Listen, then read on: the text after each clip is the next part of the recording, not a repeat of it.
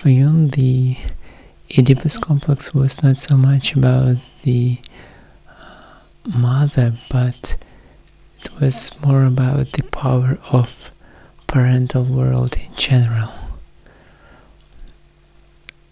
It was about the collective unconscious, the collective, the society. Simply put, the mother archetypes marks this difficulty of detachment from the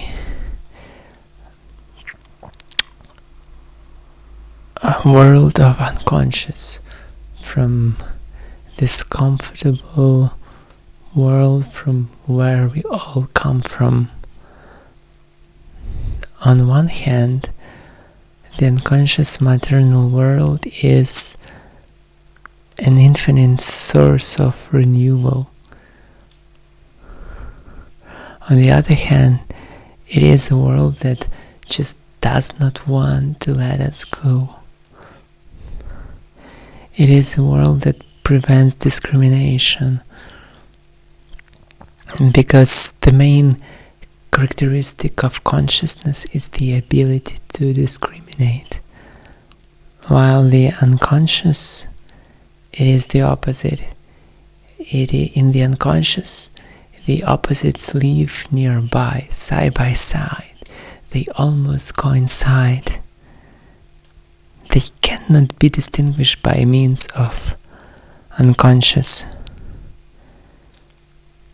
In order to distinguish something, we must make the unconscious conscious. But similarly, in the consciousness, sometimes we go too far in our discrimination, and things just don't make any sense. They lost all connections with each other. We gone too far in our analysis, in our rational distinguishing, discrimination. And if we went too far and we no longer feel the connection with the mother world of unconscious, the one thing we can do is regression into childhood, as Freud called it. He meant it as a kind of regression into previous stages of development, but in general it's not purely negative, because in order to renew oneself, we have to reconnect with oneself. We have to reconnect with the inner child. And here we encounter interesting synchronicity, interesting coincidence with what Aristotle called infinite regression or indefinite regression. And for Aristotle, regression was like something when you look for a cause, for ultimate cause of a cause. If you go into infinity, you cannot find the ultimate cause. So for Aristotle, it was impossibility. So he said that we cannot go into infinity. We must come to some ultimate cause of a cause. And he called this cause of a cause a God, unmoved mover. And here lies a fascinating paradox, because according to Aristotle, this unmoved mover, it just doesn't do anything. It just contemplates the everything, the infinity, the knowledge. But everyone else who who is not so perfect, strives towards this ultimate mover, this God, with eros, with love. Similarly, Aristotle talked about the being as ultimate concept, the being as a concept, the most universal concept about which you cannot think about.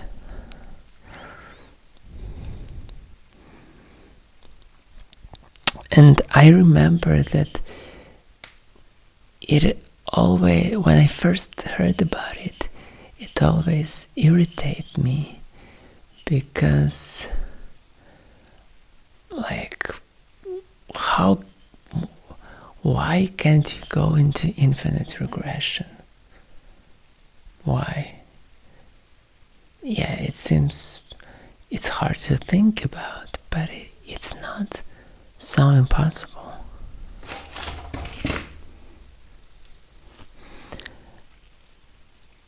The same way we can talk about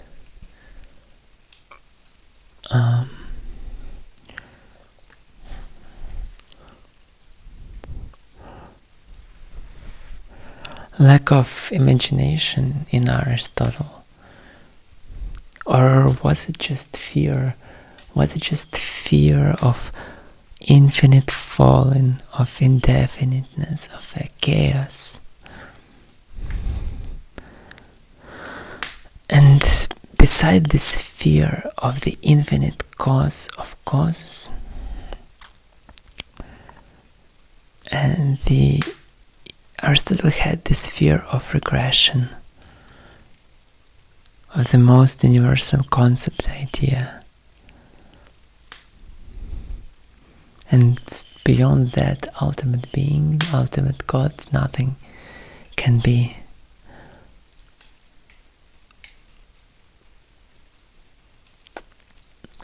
In the myth of Attis,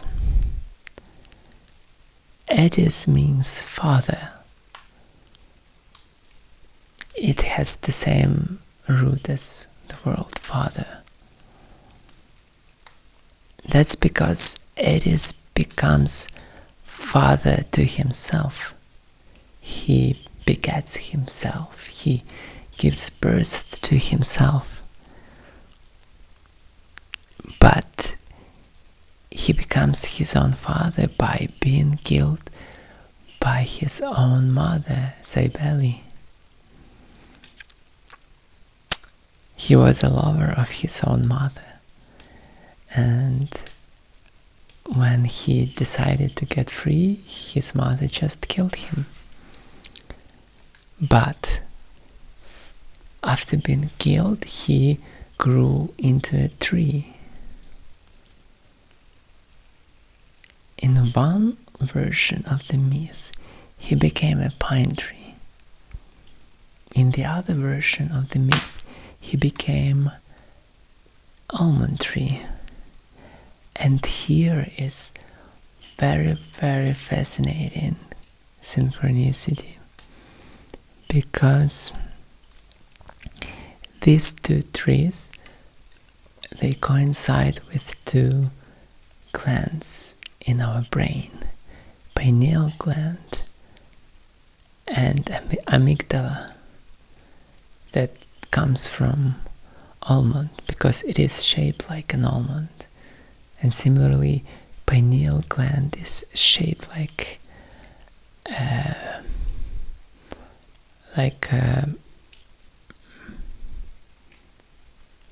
pine.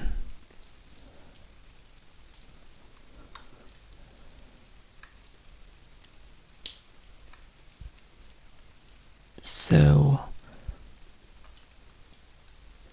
in one version, pineal gland is a third eye. This is the source of our enlightenment, intuition, this God knowledge of revelation, insight. according to Descartes, pineal gland collected material world and spiritual world.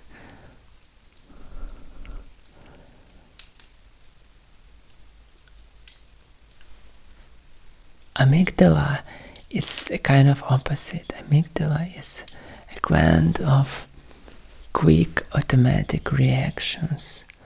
Like usually you store some traumatic memory in amygdala and it just doesn't let you go, these traumatic memories. Often amygdala is enlarged in people with PTSD.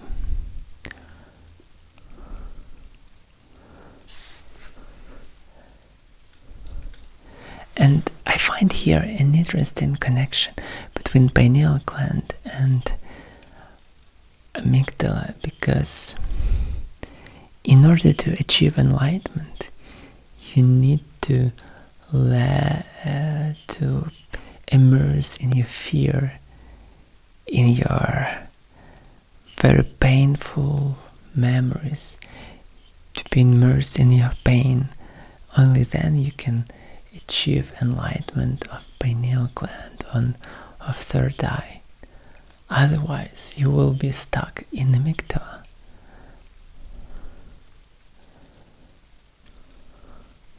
So you transition from automatism of amygdala, of quick reactions, to slowness of awareness of pineal gland.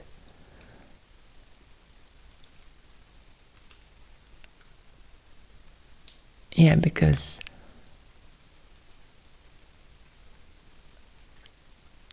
parental world, mother world, it protects us from fear and pain of amygdala. But paradoxically, it also causes this pain and fear of amygdala by this very act of hyperprotection that often is not protection at all, but prevention of development.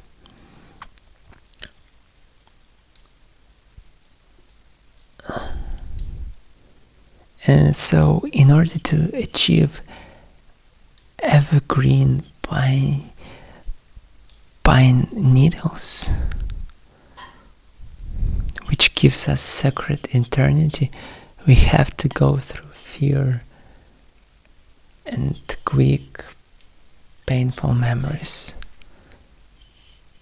painful emotions. And only then, when we split from parental world, third eye can await us. Because the trauma that is accumulated in the amygdala, it collects powerful energy, but only pineal gland can really direct this energy. And so trauma can become a flower, a mandala, that blossoms through third eye. And through my individuality, eternity will blossom when I will finally free myself from Sibyllian power of Mother Cybele.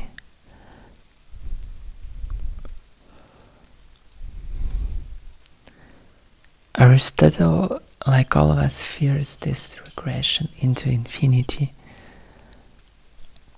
into indefiniteness, because in reality this is the regression into maternal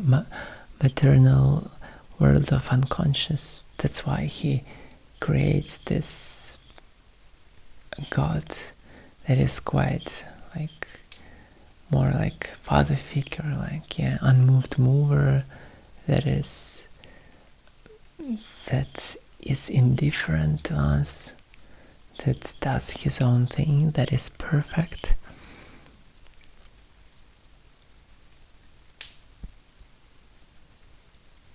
Because regression into the childhood is dangerous.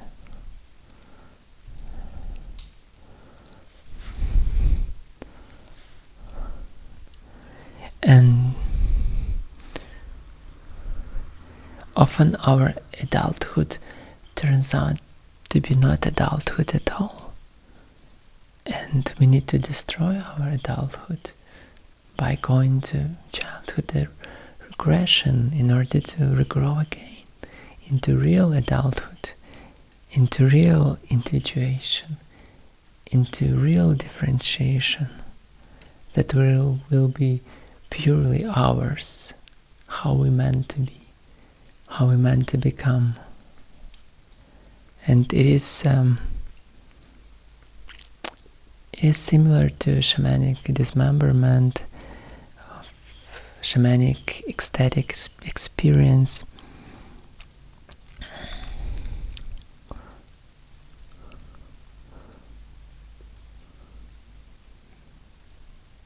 But of course this is dangerous, because this parental world is dangerous.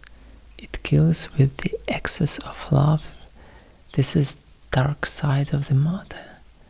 You just get stick to this. You get stick to the dream, to the unconscious. But it is a source of renewal.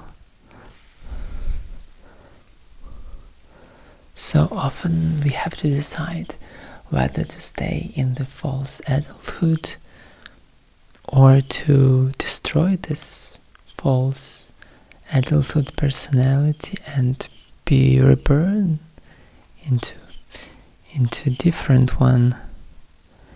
And in order to do this, we have to give birth to ourselves, like Attis did, by becoming this tree, pine tree or almond tree. This is one and the same tree. We have to go through the stages, because we have to go through the torment of amygdala in order to become evergreen as a pine tree.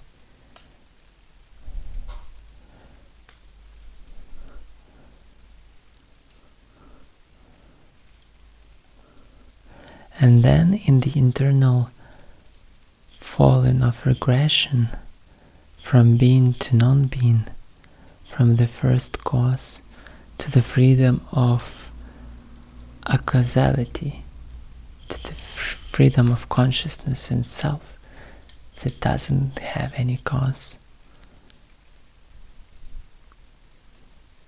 And then from this infinity we can push into eternity.